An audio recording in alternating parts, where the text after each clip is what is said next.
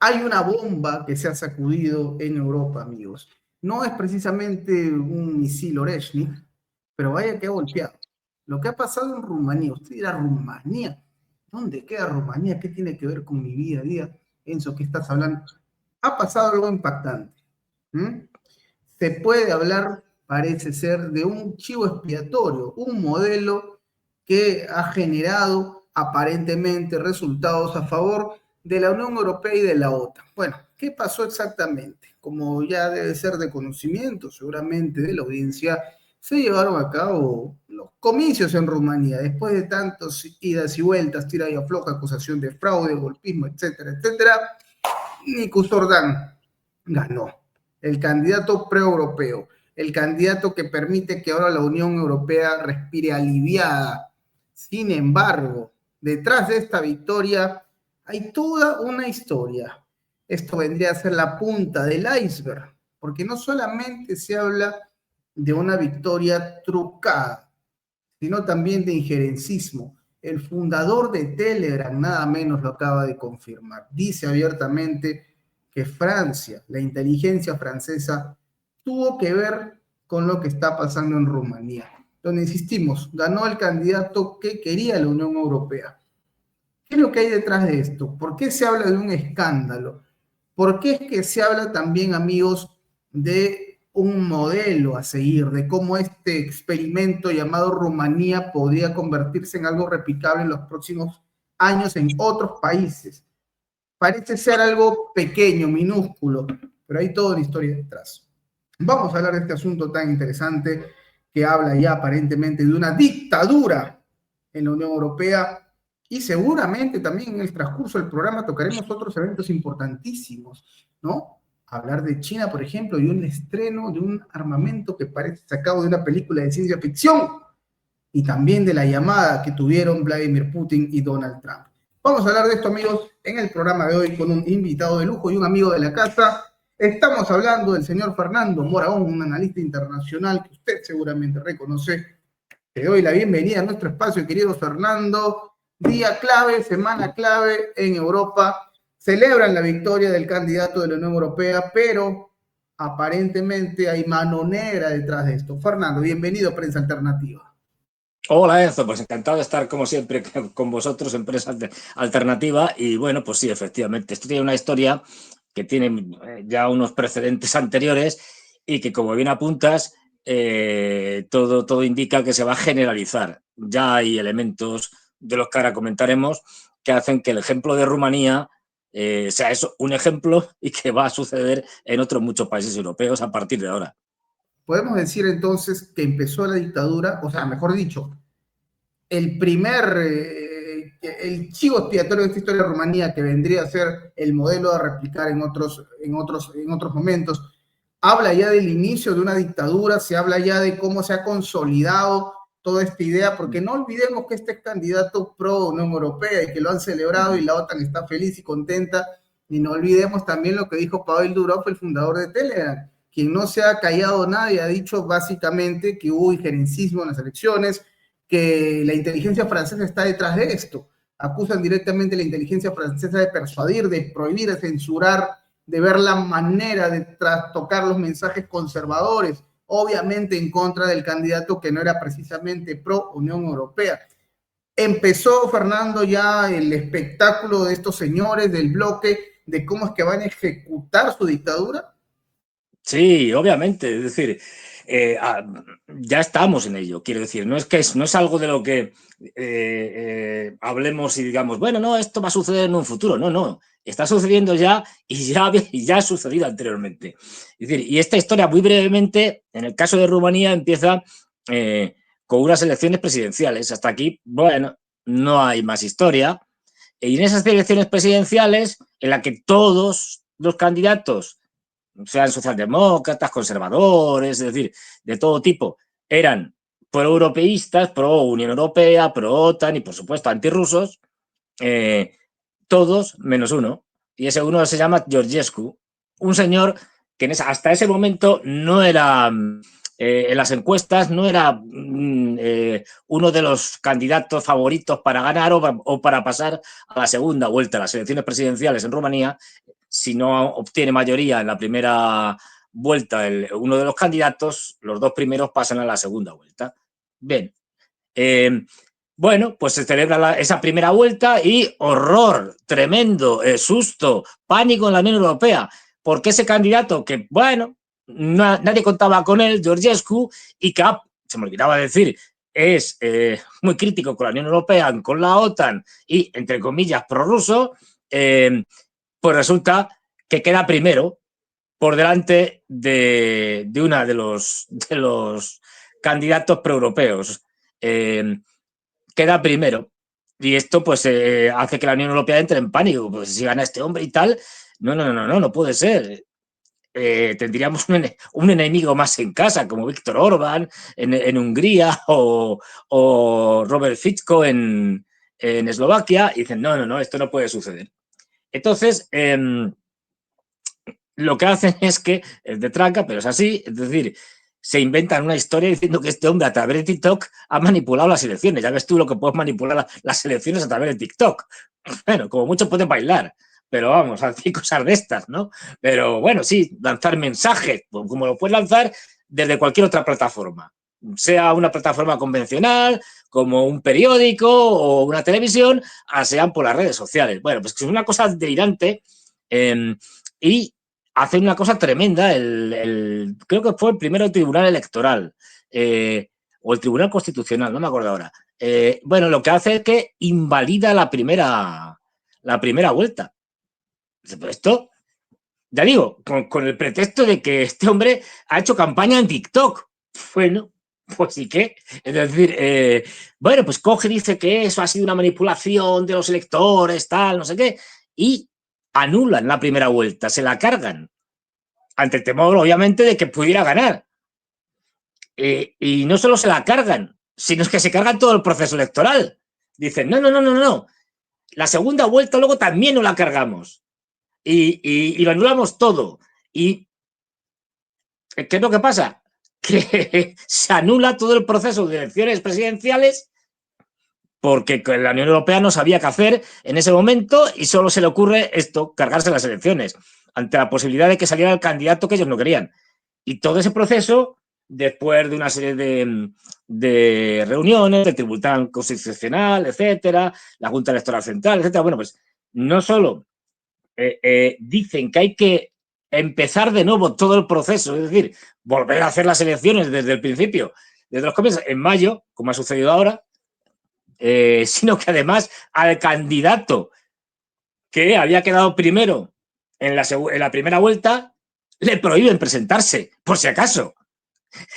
con lo cual ya esto es delirante. Bueno, aún así, puesto que no se puede presentar, Georgescu da el apoyo a un candidato, digamos, cercano a sus ideas. Bueno, pues este es el candidato que se presenta junto con todos los europeos a las elecciones que se han celebrado a dos vueltas ahora en mayo. Y en la primera vuelta gana este candidato apoyado por Georgescu y pasa, por lo tanto, junto con otro candidato pro-europeo a la segunda vuelta. Claro, ya otra vez en pánico los europeos, la Unión Europea, von der Leyen, compañía. Dios mío, ¿qué puede pasar? Y entonces, claro, aquí ya, como no podía de otra manera, por las buenas o por las malas, tenía que ganar el candidato pro-europeo, que es lo que efectivamente ha pasado. ¿Han sido elecciones limpias? Pues a saber, es decir, pero todo tiene pinta de que no mucho. ¿Por qué? Porque al final creo que ha ganado el candidato proeuropeo con un 50 y tantos % de los votos, 56 o por ahí. Corrígeme tú si es, pero vamos, por ahí. Y el candidato anti-europeo, vamos a decir, o anti-Unión Europea, ha quedado segundo con un 45, 40 y tantos %, una cosa de estas. A ver, hay que tener en cuenta que todos los demás candidatos que quedaron fuera tras la primera vuelta han apoyado al candidato europeo, porque todos eran proeuropeos. De los 5 o 6 candidatos que había, quitando este, todos los demás han apoyado al alcalde de Bucarest, que es el que ha ganado, que se presentaba de candidato en la segunda vuelta, que había salido en la segunda vuelta por detrás de el que ahora ha perdido en la segunda vuelta. Estamos hablando de muchas vueltas, de esta vuelta que vamos a dar nos vamos a marear. Pero bueno, ¿qué es lo que pasa? Que además, como tú bien señalas, ha salido Pavel Durov, el propietario y jefe de Telegram, diciendo que, recordemos, Pavel Durov fue encarcelado, detenido y encarcelado de una manera un tanto rocambolesca y parece ser que teniéndole una trampa cuando llegaba a París y bueno, ahí se pasó un tiempo corto en la cárcel acusándole también de lo de siempre, injerencias, tal, que es Telegram estaba pues eso emitiendo mensajes prorrusos y cosas de este. Bueno, lo típico, es decir, la cuestión es que allí le metieron en la cárcel y todo apunta que vamos, lo que querían realmente, y esto seguramente se lo ha dado, es que le dieran a los servicios secretos franceses y a los occidentales en general una puerta trasera para Telegram. Así de claro. Igualito que lo de Facebook, Meta, donde allí, bueno, a ver, todo el que sabe, todo el que se mete en Facebook sabe que directamente allí entran los servicios secretos norteamericanos como Pedro por su casa. Es decir, sin ningún problema porque les han dado la entrada, ¿no? Aparte de, bueno, de otras muchas cosas. Esto no lo digo yo, lo reconoció Zuckerberg, en una audiencia, me parece que fue del Senado norteamericano, en la cual dijo, bueno, sí, tal, nosotros a la CIA y estas cosas le dábamos, y al FBI, le dábamos la entrada para que hiciera lo que les diera la gana y tomaran toda la información de los usuarios de Facebook y tal, pues sí, pero esto fue, nos equivocamos, fue un error, estas cosas, ¿no? Que pasan y tal, y nada, pues la cosa quedó así, ¿no? Evidentemente, bueno, pues esto es el modelo a seguir y en el caso de Telegram, pues es prácticamente la única plataforma donde se pueden encontrar tanto, bueno, primero mensajes, digamos, o información alternativa a la que dan los grandes medios de comunicación oficiales. Y segundo, digamos, ahí puedes encontrar muchísima información, por ejemplo, sobre la guerra de Ucrania o en Ucrania, tanto de la parte prorrusa como de la parte procraniana, de ambos, cosa y además información mucho más seria de la que dan los medios de comunicación occidentales. Resultado, que había que meterle mano. Bueno, pues ¿quién le metió mano? Los franceses. Qué casualidad que ahora Pavel Durov denuncia que ha habido una injerencia francesa en Telegram con respecto a las elecciones en Rumanía. Pues no sería de extrañar, dado que tenemos ya entre medias dos ejemplos de esa dictadura ya de partido único que tenemos aquí en Europa, del Partido Único Europeo, que es el Partido Único Europeo, se llama a la digamos, que cohabitación, al incesto entre los socialdemócratas y los socialistas y los conservadores, partidos populares, demócratas cristianos, los dos grandes grupos del Parlamento Europeo, bueno, pues con alguna ayuda de liberales y tal, bueno, pues todos estos son el partido Único Europeo que da igual que gobiernen unos, que gobiernen otros, todos están al servicio de los mismos intereses. Todos son globalistas, todos están a favor de un mayor poder de la Comisión Europea y de la Unión Europea en general, todos siguen un mismo modelo. Entonces, la cuestión es que ganen unos u otros, que es lo mismo, y que sigamos teniendo una apariencia de democracia. Apariencia, solo. Y claro, esto ya lo hemos visto entre medias del proceso rumano anulado el año pasado, en octubre, quiero recordar, del año pasado, y la vuelta, el reinicio, el reseteo de nuevo en este último proceso de elecciones presidenciales este año, ahora ayer, domingo, que salió el resultado de la segunda vuelta, bueno, pues entre medias ya hemos tenido también indicios de que esto de Rumanía no es un caso aislado en modo alguno, sino que es la norma. De hecho, lo que está sucediendo es aquellos partidos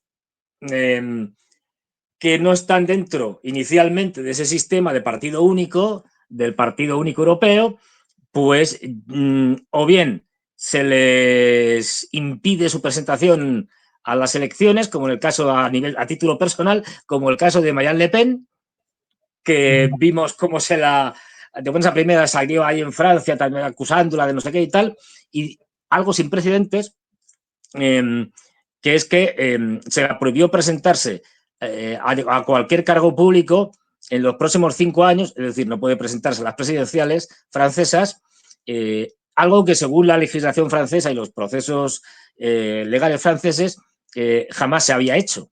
Es decir, por un cargo de corrupción o de lo que fuera y tal, hasta que aquello no tuviera una sentencia firme, no te podían prohibir tu presentación o tu candidatura a unas futuras elecciones. Bueno, pues esa norma se la han cargado y Marine Le Pen ya no se puede presentar a las elecciones presidenciales que sucederán dentro de unos años. Sí. Bueno, ha designado pues claro, a un segundo, ¿no? De su partido. Y hemos visto lo mismo en Alemania, también iniciando un proceso después ya de pasadas las elecciones alemanas y visto que Alternativa por Alemania había quedado como segundo partido más votado y posteriormente a las elecciones al Parlamento alemán, las encuestas estaban dando ya Alternativa por Alemania, que es el partido de ultraderecha de Alemania, estaban dando que en las encuestas, ya digo, que estaba ya incluso por encima de los que habían ganado, la CDU, los demócratas cristianos, pues qué casualidad que los servicios de inteligencia alemanes dijeron que debido a las características de Alternativa por Alemania y que era un partido antisistema y que tenía más unos elementos de ultraderecha cercanos al neonazismo y tal, o al nazismo, etcétera, pues que ya se les podía espiar, y no solo se les podía espiar sin ningún problema, sino que además se podía iniciar el proceso para ver su ilegalización como partido político. Así es, un cierre definitivo, ¿no? Pero claro. podemos decir, a ver, no sé si sea amarillista esto, pero puede decir que estamos hablando de que ya se vive en dictadura en Europa. O sea, se puede decir, esto es una dictadura abiertamente. Sí. De lo que tanto se habla, ojo con este detalle, Fernando, porque no olvidemos que muchos de los representantes de la Unión Europea han sido perseguidores de Nicolás Maduro y han hablado muchas veces de la dictadura en Venezuela. Pero con todos estos elementos que vamos viendo, se confirma que no, al final es una dictadura la europea con una complicidad de los medios, ¿no? Finalmente, porque poco se ha dicho respecto a lo de Rumanía, poco se ha hablado, poco enfoque, mucho, y tú lo decías hace un momento, ¿no? Los números son realistas, este candidato gana con un 54%, no es que arrasó ni nada semejante, pero la victoria no ha sido puesta en duda en ningún momento a partir de la información. Y es un candidato pro-Unión Europea, pro-talista probablemente también, que va en la misma línea. Pero entonces se habla ya de una dictadura, Fernando. Entonces, a estas alturas, considerando estos elementos, no hay mañana para Europa. O sea, me refiero que con este ecosistema ya normalizado y que se va a replicar en Francia y seguramente en otros países de la región, no hay un mañana. O sea, no hay a partir de ahora una suerte de espíritu rebelde que pueda hacer frente a esta situación. Y es algo lo más complicado de esto, que ocurre en pleno siglo XXI, con la complicidad de los medios de comunicación y zurrándose en la tecnología, porque al final de cuentas había sido un elemento importante, ¿no? La aparición de los medios alternativos, la aparición de plataformas, de canales que no son precisamente vinculados a medios escritos o a medios televisivos, suponían una oportunidad para generar una ventana. Pero ya ni eso. O sea, ya llega el punto que van a copar absolutamente todo. No, estamos ya en esto. Quiero decir, o sea, no es que esto vaya a pasar en el futuro, ¿no? Ya está pasando, como digo, y para empezar, la democracia liberal europea, histórica, tradicional, nunca fue una democracia de verdad. Esto hay que tenerlo claro. pero ya estamos en una etapa en la que siquiera se guardan las formas, es decir, un poco para que parezca que esto es una democracia. Según se le aprietan las clavijas a la democracia liberal, pues muestra lo que realmente es y sin ningún tipo de disfraz. Pues eso, que no tiene nada de democracia. Y cada vez, de hecho, lo que estamos viendo en Europa es una restricción de derechos y libertades brutal. La soberanía ya la habíamos perdido, quiero decir, desde el punto de vista económico, que es lo fundamental, porque a través de la economía no solo dirigen tu economía, sino también tu política, ya lo habíamos visto, ¿eh? Es decir, no es el primer caso. Acordaros del referéndum griego en contra de un rescate que quería hacer la Unión Europea hacia la economía griega, imponiendo un rescate que iba a ser muy oneroso, que iba a provocar una pobreza brutal en Grecia.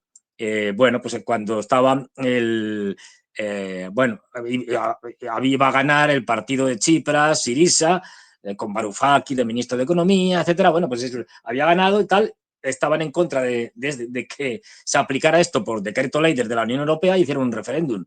Y lo ganaron y llegó la Unión Europea y le dijo, miren ustedes, bueno, han ganado ustedes el referéndum, nos da absolutamente igual que lo hayan ganado o que lo hayan perdido. Es que para nosotros la democracia no tiene ningún interés. Bran, si ustedes aplican lo que han dicho y rechazan, como ha ganado en el referéndum, rechazan la política que le vamos a imponer, bueno, pues entonces le vamos a hacer un chantaje descarado económico, que es que ustedes están endeudados, tienen mucha deuda, ¿verdad? Pues sí, pues les vamos a dejar de comprar deuda. A partir de ahí su Estado va a quebrar. Y olvídense, que si van a ir a la Edad Media. Total, que al final Tsipras no tuvo más remedio que hacer lo que mandó la Comisión Europea, la Unión Europea, los famosos hombres de negro, ¿no? La troika, que llamaban, y a partir de ahí estuvo gobernando directamente Grecia, la Unión Europea. Es decir, el Parlamento griego se limitaba a poner las firmas, pero quienes hacían las leyes era la troika, es decir, fundada, compuesta por la Comisión Europea, el Fondo Monetario Internacional y el Banco Central Europeo. Es decir, y con los famosos hombres de negro, que eran los hombres de la Unión Europea que iban allí a controlar todos los procesos. Esto ya se ha visto, ¿eh? O sea, que no es nuevo. Pero ahora digamos que se da un paso más. Y es importante tener en cuenta que, ¿por qué es tanta preocupación con Rumanía, no? ¿Qué tiene de especial Rumanía? Pues tiene varias cosas de especial, porque esto si hubiera sido a lo mejor en un país pequeño y irrelevante, pues bueno, pues hubiera dado más igual. Pero es que Rumanía es fundamental ahora mismo. ¿Por qué? Porque es el país que tiene que apoyar a la OTAN y que tiene que apoyar a Moldavia. No olvidemos, Rumanía es uno de los países donde la OTAN tiene mayor presencia y más que la va a tener porque está construyendo la mayor base de la OTAN en toda Europa. Y es fundamental también porque desde Rumanía se apoya a Moldavia, que es el próximo elemento desestabilizador en la guerra de la OTAN contra Rusia en Ucrania. Cuando se acabe lo de Ucrania, cuando ya no queden ucranianos, como dijo Boris Johnson, y ya no puedan luchar porque han matado a todos los ucranianos, entonces entrará en juego Moldavia con un potencial enorme de que se generalice una guerra pues en toda Europa, ya no solo en el tema de Ucrania. De ahí la importancia de que Rumanía no cayera del lado de los que están en contra de la guerra. No, tiene que caer del lado de los que están a favor de la guerra y de continuar la guerra contra Ucrania a toda costa. Por lo tanto, había que hacer una manipulación. Es decir, la democracia ya no existe. Ahora bien, si eres un partido pequeño, aquí el problema es te dejan hablar mientras, digo, a nivel de partidos, políticos y tal, te dejan hablar siempre y cuando ellos tengan claro de que, en principio, de que no vas a ganar, de que eres irrelevante. Si eres 4 gatos y no sacas 5.000 votos, bueno, te van a dejar estar. Da igual. Ahora bien, como vean que puedes ganar, ahí es donde está el problema y ahí te van a imposibilitar ganar de cualquier manera.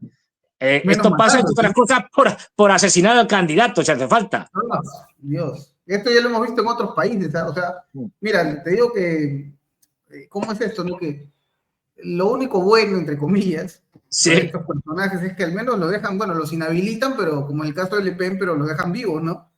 Hay Sí, otros por el lados, momento. lugares en el mundo donde, por el momento, donde recurren a otras técnicas tan destructivas, ¿no? Pero poco falta para llegar a esos niveles. No olvidemos lo que ocurrió con Robert Fico, ¿ah? Y más allá de la teoría del lobo solitario y alguien que ya está en el poder todavía.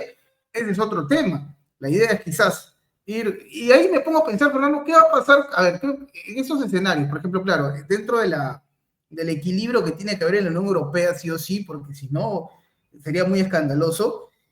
Creo que hasta cierto punto hay lugares donde ellos ya, digamos, sus garras no llegan, ¿no? O sea, yo no me imagino, por ejemplo, un cambio en la retórica de Hungría, por poner un caso puntual, cuando se habla de la OTAN, por ejemplo, ¿no? Cuando uno piensa en la OTAN, diría, oye, la posición de Orbán no va a cambiar y probablemente no va a cambiar la posición del país. Y uno pensaría en la situación de Fico con Eslovaquia y diría lo propio. No, porque ya hay una doctrina y ya hay una posición fija del país. Me pregunto si llegarán a ocupar también esos países que son, por decirlo de alguna manera, la oveja negra dentro de la planificación que ellos tienen. Claro, ya lo están haciendo, de hecho. Es decir, por ejemplo, Víctor Orbán, bueno, decidió que se celebrara un referéndum en Hungría en el cual lo que se tenía que votar es si los húngaros están a favor de que Ucrania pueda entrar en la Unión Europea o no. Un referéndum solo en Hungría, ¿eh? Bueno, pues la Unión Europea se ha lanzado al cuello de Víctor Orbán y están haciendo lo posible y lo imposible para sabotear ese referéndum. Y eso que es algo, digamos, interno, que bueno, tendría consecuencias, obviamente, porque tendría un mandato y saldría que no, es decir, saldría que no quieren a Ucrania. A ver, si preguntas a las poblaciones europeas, nadie quiere a Ucrania en la Unión Europea, es un disparate. Quiero decir, pero saldría que no, con lo cual, bueno, pues están intentando sabotearlo hasta el punto que los ucranianos están interviniendo indirectamente, mandando drones, espía y demás, y el otro día las fuerzas aéreas húngaras tuvieron que derribar un dron sobre territorio húngaro. Esta es la situación, ¿eh? O sea, que aquí van a por Víctor Orbán, está claro, y van a intentar cargárselo. De hecho, en algún momento el propio Víctor Orbán denunció que había habido intentos de acabar con su vida que no habían fructificado porque los servicios secretos húngaros los habían abortado desde el principio. Pero ya hemos visto lo que pasó a Fico. Es decir, Fico tuvo un intento de asesinato en el que fue herido y herido de una cierta gravedad, o sea, no fue un rasguño. Y bueno, pues la Unión Europea se va jactando por ahí de que han sido ellos.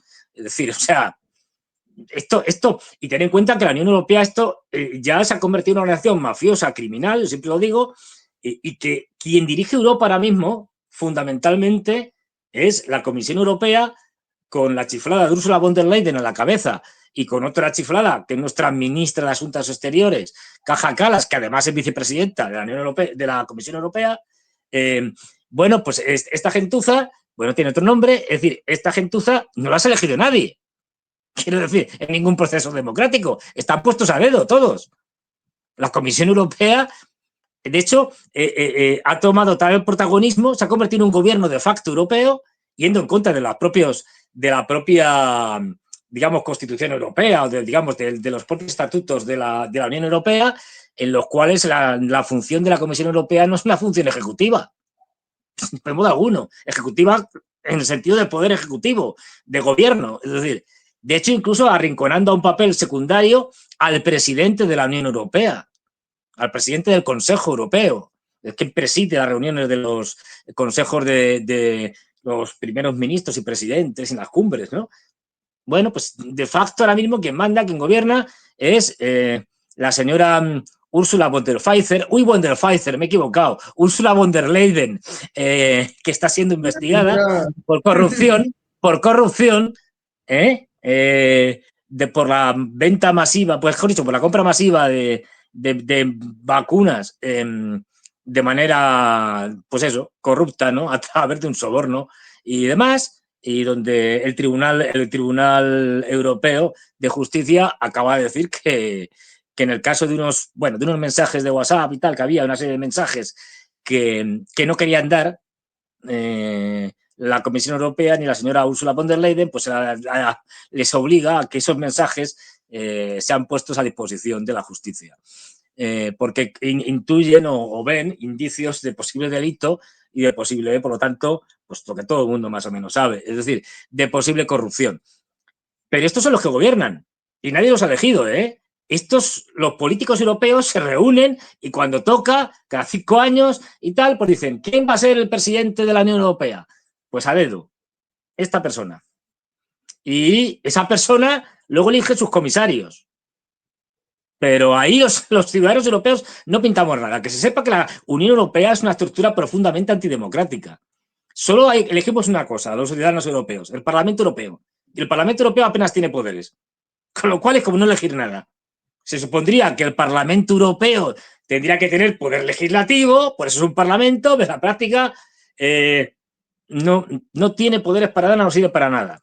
Es, bueno, otra manera de tener un montón de cientos, bueno, miles de funcionarios y de parlamentarios corruptos, pero especialmente corruptos, y esto se ha demostrado muchas veces, pues cobrando sueldos extraordinarios y creando una estructura burocrática más de altos funcionarios europeos, burocráticos, que viven estupendamente y que tienen, claro, un interés obvio en mantener, pues eso, todo lo que es el tinglado de la Unión Europea. Pero la Unión Europea no tiene nada de democrática, o sea, olvidémonos. La Unión Europea es una superestructura regional, una organización regional profundamente antidemocrática desde sus orígenes. Y ahora ya ni te cuento. Pero no nos engañemos.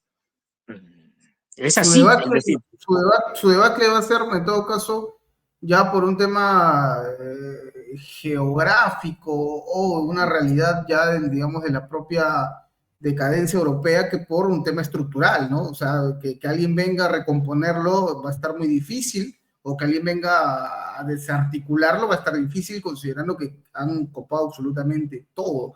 ¡Qué dilema! Qué dilema, pero es una realidad que ya le había advertido Fernando Moragón hace mucho tiempo. Yo recuerdo estas conversaciones de hace meses. Y era un canto de lo que iba a ocurrir. Y ya está. Y ya el plan Rumanía salió bien y es precisamente el punto de partida. Qué desgracia. Y hablando de desgracias y de fortunas, porque en la vida y de todo un poco, sí. Pasó algo interesante, Fernando, ya para cambiar un poquito de tema, porque el público seguramente estará preguntándose qué pasó hoy, de qué hablaste al inicio, cuando hablaste una llamada. Hubo una llamada telefónica entre Donald Trump y Vladimir Putin, ¿no? Se han comunicado por más de 3 horas, el propio Vladimir Putin ha dado algunos detalles. Dicen que nadie quería colgar la comunicación, ¿no? Es un detalle interesante, ¿no? Que hablan de una conversación bastante rica de parte de ambos mandatarios, que ha sorprendido la cordialidad. De hecho, Yuri Ushakov, que es el asesor de la presidencia rusa, dio algunos pormenores, ¿no? Dio a entender que fue un ambiente bastante amical, loable, que se quisieran, si hubiese sido por ambos, se hubiesen quedado hablando días. Es lo que da a entender el asesor presidencial, porque hay muchas cosas que han quedado en el tapete, pero hay mucha cordialidad.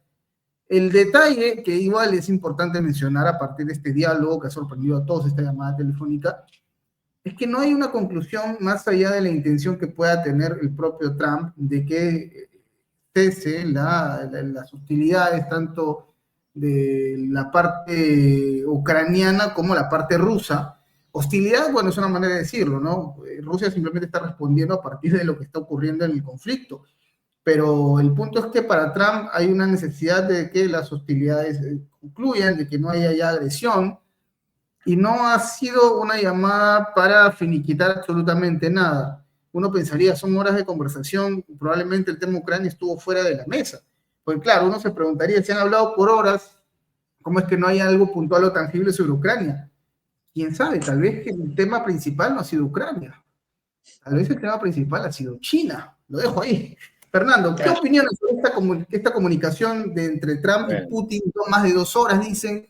¿Qué impresiones sobre lo que se ha dicho hasta el momento? Nada puntual sobre Ucrania, cordialidad entre ambos mandatarios y mucho secretismo. No han dado más detalles respecto a lo que ocurrió con el tema de Estambul, ¿no? Simplemente que tanto Trump como Putin están felices por el hecho de haber vuelto a comunicarse y están felices por el hecho de que hay una disposición de parte de ambas potencias para que se pueda hablar del cese de un conflicto como este. Pero no hay algo puntual. ¿Qué impresiones tienes al respecto? Bueno, pues parte lo mismo. Es decir, yo lo he dicho desde el principio. A ver, primero, desde que se ponen en contacto, desde la famosa primera llamada esta de Trump que hace a Putin y dice, le he llamado ya y tal, para hablar, hace ya meses y tal, desde que hace la primera llamada está todo ya bastante claro. A partir de entonces se reúne Lavrov con Marco Rubio en Arabia Saudí y tal, todo está muy claro y además lo dicen, o sea, que tampoco es que lo escondan. Dice, sí, bueno, el tema de Ucrania es importantísimo, nos cuentan esto cada 2 por 3, nos lo está contando Trump, porque está muriendo mucha gente, miles de personas, es terrible, es un gran drama, qué casualidad que las miles de personas que están muriendo en ese futuro resort que se llama Gaza, según Trump, no le importan lo más mínimo. Todo esto es comedia, quiero decir, esto es teatro, es decir, le importan pimiento los rusos y los ucranianos que mueren a Trump, aunque digan lo contrario. No, esto no va por de Ucrania, esto va de que Trump llega al poder y quiere ir contra los chinos. Ir contra los chinos, como se está demostrando, es mucho más difícil incluso de lo que pensaban los norteamericanos. Y una de las claves, a partir de entonces, Trump inicia una serie de políticas, acertadas, desacertadas, que tendrán éxito o fracaso, pero son básicamente, digamos, las podemos resumir en dos: fortalecerse internamente, de ahí que quiera anexar Groenlandia y Canadá, porque eso fortalecería económicamente y sobre todo en cuanto a energía, el gas y el petróleo, sobre todo el petróleo de Alberta, de arenas bituminosas, es fundamental. Y Canadá es también rico en minerales, pero rico en petróleo de muy mala calidad, pero rico. Y las famosas tierras raras y muchas más cosas que tiene Groenlandia. Eso le fortalecería internamente porque necesita tener esa fortaleza económica y sobre todo en cuanto a fuentes de energía y minerales estratégicos que no tiene de manera suficiente. Primero internamente y luego externamente. Y para eso le hace falta a Rusia. Con lo cual, el primer movimiento que hace Trump, uno de los primeros movimientos, es hablar con Putin y decirle, mire, esto no lo han dicho así, ¿no? Ni lo van a contar así, pero a mí lo de Ucrania me importa un pimiento. Hagan ustedes lo que quieran. Como se matan a todos los ucranianos, me da igual. Yo lo que quiero es restablecer relaciones con Rusia porque las necesito. Y esas relaciones son fundamentalmente, y ya lo dijeron, en muchos campos. En el campo energético, evidentemente, no ahora a muy corto plazo, pero a medio plazo, porque el gas y el petróleo de la facturación hidráulica tienen los días contados, va a necesitar gas y petróleo ruso, Estados Unidos, porque no se puede fiar, a pesar de todo el dinero que les han dado, de los países del Golfo, ¿no? De Arabia Saudí y demás. Necesita las famosas tierras raras, que Ucrania no tiene, pero Rusia sí. Es decir, y es un suministrador que podría ser un suministrador fundamental, importantísimo, de tierras raras, que en un enfrentamiento con los chinos se las van a cortar. Ya lo han hecho con los aranceles. Es decir, que cuando le subió los aranceles, aparte de responder con la misma subida de aranceles, una de las cosas que vieron los chinos es empezamos a denegar licencias de exportación de tierras raras a Estados Unidos.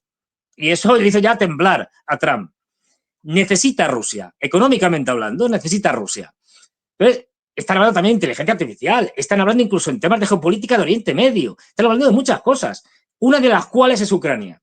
Es verdad que esta es la que acapara titulares y la que llama más la atención por la guerra, pero esto es lo secundario, en la cual, a pesar de las declaraciones y el juego este teatral que están haciendo sobre todo los norteamericanos, Trump, ya sabemos cómo es Trump, dice una cosa al día siguiente la contraria, es muy, bueno, pues eso, trolea mucho, ¿no? Se inventa las cosas. Sin ir más lejos, la última reunión esta que hubo entre las delegaciones rusas y ucranianas en Estambul, pues en su avión el Air Force One este viejo que querían cambiarlo por el avión de Qatar, pero vamos, pues tal, le hacen unas preguntas los periodistas y dice, que no ha ido Putin. Claro, sabía que no había ido Putin. Dice, que no ha ido Putin, se hace el loco, ¿no? Y dice, no ha ido Putin. Pues claro, lógico, ¿cómo va a ir Putin? Putin no ha ido porque no he ido yo. Lo dice así, ¿eh? Putin, si hubiera ido yo, no, hubiera ido, pero como yo no podía ir, porque tiene otras cosas que hacer, no ha ido Putin, ¿cómo va a ir? Es decir, si no voy yo. Bueno, pues esto es la forma de hacer política de Trump, que, bueno, pues está ahí ya sabemos cómo es el tipo, bravucón, mentiroso, su forma de negociar, ¿no? No le importa un pimiento. Entonces, ¿qué es lo que tienen que hacer?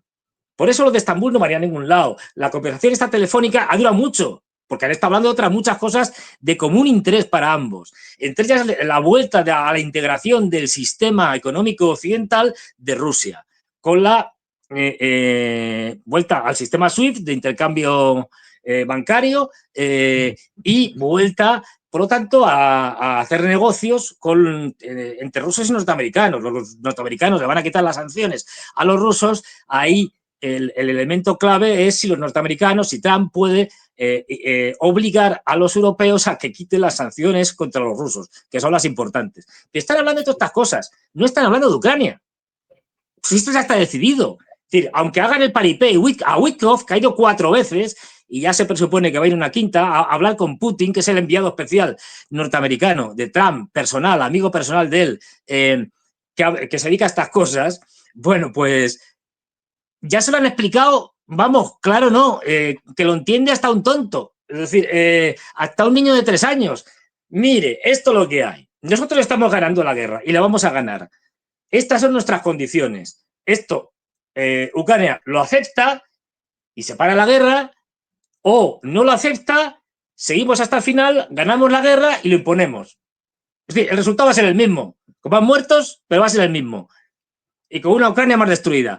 Pero lo que quiere Rusia, lo que quiere Putin, lo que quiere el Kremlin, eso no es negociable, porque estamos ganando la guerra y la vamos a ganar. Entonces, los victoriosos, los que ganan, no ceden. Ceden los que son derrotados. Con lo cual, no hay nada que hablar. Y en su momento, ya lo veremos, cómo Trump cederá y hará, bueno, dirá que todo esto que pide Rusia, que está muy bien, y esto ya lo tiene y lo lleva preparando hace tiempo. Lo que pasa es que ahora se nos va a morir Biden. Y esto es un contratiempo para Trump. Pero bueno, estará diciendo Trump que me aguante por lo menos unos meses hasta que esto ya se aclare. ¿Por qué? Lo digo porque el discurso de Trump, que es el que nos va a terminar vendiendo, y el que ya viene vendiendo, primero, la guerra esta, yo no estaba, no era presidente, la guerra la empezó la administración Biden, que eran una panda de chiflados, por empezar una guerra que no podían ganar. Es decir, que están abocados a perder. Por otro lado, tenemos a Zelensky, que ya se ha visto, un tipo descerebrado, un payaso, ya se ha visto lo que ha hecho en Estambul, ya lo escenificamos en la Casa Blanca con la famosa conversación con Zelensky. Este tipo es un irresponsable, un chiflado, un loco, y este hombre es el culpable también de la guerra. Ya tenemos 2 culpables. Y el tercero, los europeos, por querer seguir apoyando la guerra. Y aquí la jugada que hace Trump, es decir, cuando llega al poder, ahora que la administración norteamericana es nueva, yo voy a decir que Estados Unidos es un mediador neutral, lo que es mentira, es una mentira como una casa, porque es la parte principal del conflicto. Ucrania es la mano de obra, es decir, los que se encargan de poner los hombres y que lo maten. El resto lo pone Occidente, fundamentalmente Estados Unidos. Y son ellos los que inician este conflicto, son ellos los que obligan a Ucrania a ir a la guerra, y cuando están en guerra son ellos los que en la primera reunión de Estambul, cuando se iba a pactar ya rápidamente en 2022 el final de una guerra que acababa de empezar en febrero, a finales de febrero, son ellos, a través de Boris Johnson, los que le dicen, no, la guerra tiene que continuar. Es decir, esto es lo que hace que Trump se coloque en esa falsa posición de mediador que los rusos aceptan porque les conviene. Es decir, bueno, pues que haga esto, nos viene bien, y así hacemos el paripé. Y vamos haciendo reuniones, fíjate que desde que empezó, y que si primero reuniones con unos, con otros, a la de Estambul, que no ha servido absolutamente para nada, ni va a servir para nada, excepto el intercambio de prisioneros, pero esto lo hacen sin necesidad de reunirse, con reuniones de muy bajo nivel. Ya se han hecho intercambios de prisioneros muchas veces durante la guerra. Pero más allá de esto, ya has visto, bueno, seguiremos negociando, pues vale, es decir,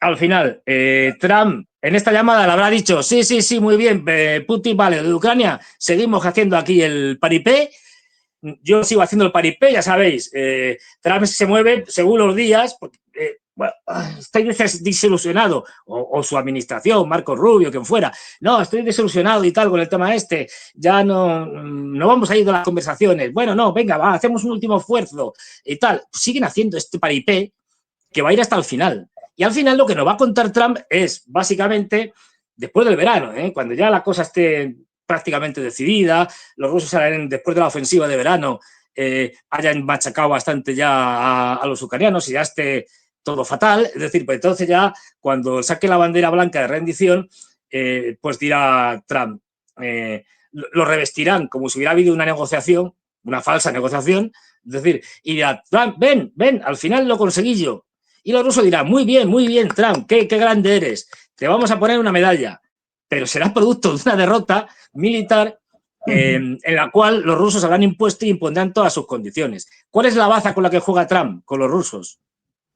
Para ir graduando esto. No es las negociaciones con los ucranianos no pintan nada, son títeres, son marionetas. Pero si antes de reunirse la delegación ucraniana con la delegación rusa estaban hablando con el enviado especial, bueno, con Marco Rubio y con los enviados especiales de norteamericanos y de los británicos, para ver qué decían, es decir, y qué hacían. Les estaban dando instrucciones, pero directamente antes, es decir, que es de traca. Y además, encima, que haciéndose fotografías, o sea, que ni siquiera lo escondía, ya qué más da. No, esto los ucranianos no pintan nada. Y Zelensky es un monigote que cuando toque se lo cargarán y se acabó. Es decir, lo que juega él es como el ejército ucraniano se sostiene gracias a mí, fundamentalmente a la inteligencia que les doy, aparte del armamento y tal, pero a la inteligencia que les doy, voy a graduar eso, de tal manera que, digamos, mi posición fuerte para negociar con los rusos es, mira, ya sabemos que vais a ganar en Ucrania, esto está claro, pero podéis ganar en un tiempo más corto o más largo. La cuestión es que como yo soy el que suministro armamento e inteligencia a los ucranianos, pues se la puedo cortar y entonces ganáis enseguida, o se la puedo seguir manteniendo y os va a costar más, tanto en hombres como en armamento, como en todo. Y esa es la baza negociadora.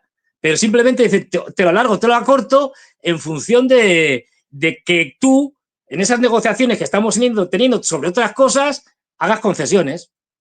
De hecho, ya ha hecho muchas Putin. De hecho, una fundamental, cuando las famosas tierras raras, cuando todo el tinglao de la firma, del acuerdo de las tierras raras con Zelensky, ya dijo, no, si ya sabemos que Zelensky tener no tiene, pero yo sí tengo. Si los norteamericanos quieren tierras raras, no hay problema. Nosotros se las vendemos, incluso hacemos empresas conjuntas para su explotación. Pues ya le ha hecho una concesión. Es decir, a los norteamericanos, pero en otro plano, no en el de Ucrania, que ahí no hay nada que hablar. Está todo más o menos decidido. Lo único eso que Trump lo utiliza en cuanto a que es un elemento de presión sobre los rusos porque puede durar más o puede durar menos. Y eso depende de Estados Unidos, depende de Trump. Si queréis que dure poco, llegamos a un acuerdo en todo lo demás que estamos hablando, entre ellos Oriente Medio, que no es cosa fácil, es decir, y a partir de ahí le retiro la ayuda a los ucranianos diciendo que Zelensky es un impresentable, que lo es, y estas cosas, y que hay que acabar con la guerra, y esto dura menos de un mes. O se la sigo manteniendo, y bueno, pues dura a lo mejor un año, 2, 3. En las conversaciones famosas de Estambul, ya sabéis, dos cosas que trascendieron. Una, que le dijeron, la declaración de Mendikov. Mendikov es el jefe de los negociadores rusos, que es el mismo que estaba en las conversaciones de Estambul de 2022. Bueno, pues le dijo, en una entrevista dijo, mire usted, podemos estar un año, 2, 3 de guerra con los suecos en la guerra del norte, en el siglo, finales del siglo XVII, principios del XVIII y tal, estuvimos 21 años en guerra. Así que no sería la primera vez. Esto, diciendo, vale, lo que ustedes quieran.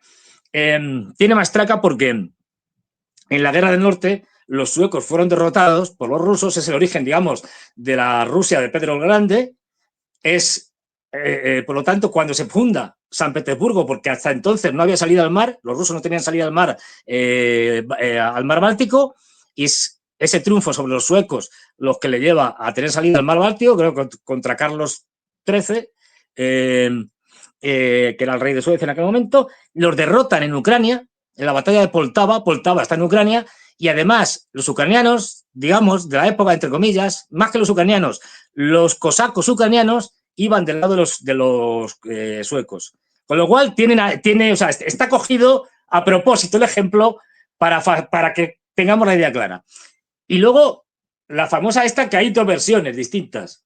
La famosa frase de la delegación rusa, de algún miembro de la delegación, ya cuando están terminando estas pseudo de negociaciones, que no llegaron ni a 2 horas, si esto fue un paripé, es decir, en la cual llegaron y dijeron uno de ellos, pues mira, si no aceptáis esto, nuestra propuesta, la próxima vez que nos vamos a reunir, en vez de que exijamos que reconozcáis que son rusas 5 regiones anteriormente ucranianas, Crimea, Gerson, Zaporilla, Donetsk y Lugansk, la versión minimalista serán 6, la versión maximalista serán 8.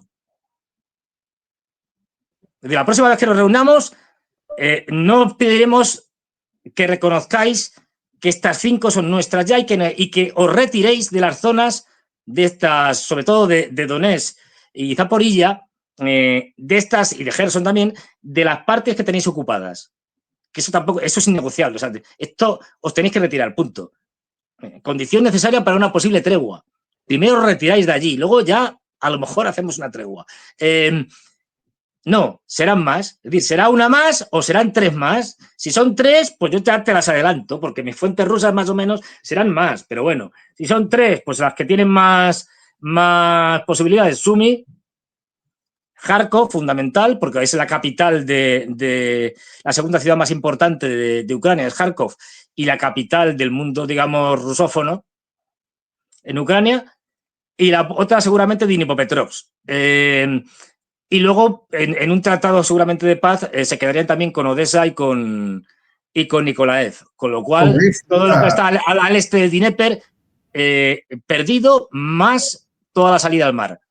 Esto es irrenunciable por parte de los rusos. Ya lo digo. Están comprimidos los ucranianos, en realidad. Claro, Odessa va a ser el tema controversial en toda esta historia, porque entiendo yo que la parte estadounidense también mira con mucho recelo lo que puede ocurrir con Odessa. Claro. Hay mucho... Bueno, pues a lo mejor llegan a un acuerdo diciendo, vale, Odessa pasa a ser ruso, pero hacemos un acuerdo comercial preferencial para que los norteamericanos puedan tener comercio allí directo con una situación de privilegio. Esto todo es negociable, como se puede decir. Es decir, que lo que pasa es que los británicos que están en Odessa ahora quieren quedarse con Odessa. Entonces tendrán que venir los norteamericanos y darle un toque a Steinmeier y decirle, vete de aquí, que esto es nuestro. El desembarco de la OTAN en Odessa es incuestionable. O sea, a estas alturas se ha podido, la inteligencia rusa lo dice de manera abierta, sí. Y es impresionante la masacre que se ha dado en las últimas horas. Y la situación en Sumi también es controversial, ¿no? Ahora mismo. O sea, se pone ahora mismo a tiro Ucrania y claramente los acontecimientos que vendrán en los próximos días van a marcar el futuro de esta nación. Sí, permíteme eso, mira, muy, muy brevemente, para no enrollarme, que es que ya sabes que uno de mis defectos es que me enrollo. Y es, ¿por qué no se va a llegar a ningún acuerdo de paz negociado y tal? Porque las 3 partes, los rusos, los ucranianos, digamos, Zelensky, el gobierno ucraniano y tal, y Trump, los norteamericanos, a ninguno de los 3 les interesa. Y si a ninguno de los 3 les interesa el acuerdo de paz, no va a haber acuerdo de paz. Es así de claro. Si quieres te explico por qué no le interesa a ninguno de los 3, si hay tiempo, pero si no, que quede esta idea clara. No va a haber acuerdo de paz porque a ninguno le interesa. Por favor, profundiza en este punto, Fernando, porque es lo que la madre de todas las controversias, ¿no? A ver. Pues muy sencillo. Zelensky, empezamos por los ucranianos. Zelensky sabe que si se acaba la guerra hay elecciones y eso significa su muerte política y seguramente su muerte a secas. Es decir, con lo cual él le pasa como Netanyahu. Él necesita que la guerra continúe por siempre, que es la única manera de mantenerse en el poder y que no acaben con él. Tal cual. Y eso se puede extender a su camarilla más cercana. Pues también por una segunda razón, porque él ya está en manos de los neonazis. Los neonazis, de hecho, controlan el ejército ucraniano actualmente ya. ¿Qué significa esto? Que los neonazis le están diciendo constantemente, tú no puedes ceder en nada. Aquí las fronteras del 91, que es algo inaceptable. Es decir, y si cedes, te pegamos un tiro, vamos, te eliminamos. Esto lo dicen en público en la televisión ucraniana, ¿eh? No es que lo... O sea, tal cual. En las entrevistas dicen, no, aquí no se puede hacer nada, sino que acabaremos con la cúpula del gobierno si se les ocurre ceder. Luego son rehenes de los neonazis y no pueden ceder. Ya tenemos el lado de los ucranianos. ¿Por qué no van a ceder? Ni van a negociar nada. El lado de los rusos están, como decíamos antes, están ganando. El tiempo corre a su favor. No olvidemos que además los rusos están derrotando dos cosas al mismo tiempo. Están derrotando a los ucranianos y a la OTAN en Ucrania. Es decir, y para ellos es fundamental acabar con la OTAN. Acabar con la OTAN no significa hacer una guerra, que esto es un disparate y a nadie se le pasa por la cabeza. Acabar con la OTAN significa desangrar a la OTAN. ¿Qué es lo que están haciendo ahora? ¿Qué están haciendo los europeos? Pues mandando armamento, poniendo dinero. Es decir, están profundizando la crisis europea gracias a que están ayudando con dinero y con armamento a Ucrania. Eso significa sangrar a la OTAN desde el punto de vista económico y militar.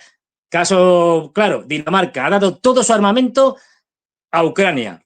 Ahora mismo, si los daneses quieren luchar, como no sea pedradas, porque no tienen nada. Es decir, pues de eso se trata también. Los rusos van a ganar y cuanto más dure la guerra, a pesar de que ellos tienen más bajas, obviamente, pero las condiciones van a ser más duras. Y al final lo que les interesa es que Ucrania quede como un estado tapón, pequeñito y tal. Y no olvidemos que ellos tienen 3 elementos clave. Que no esté en la OTAN, vale, esto será fácil.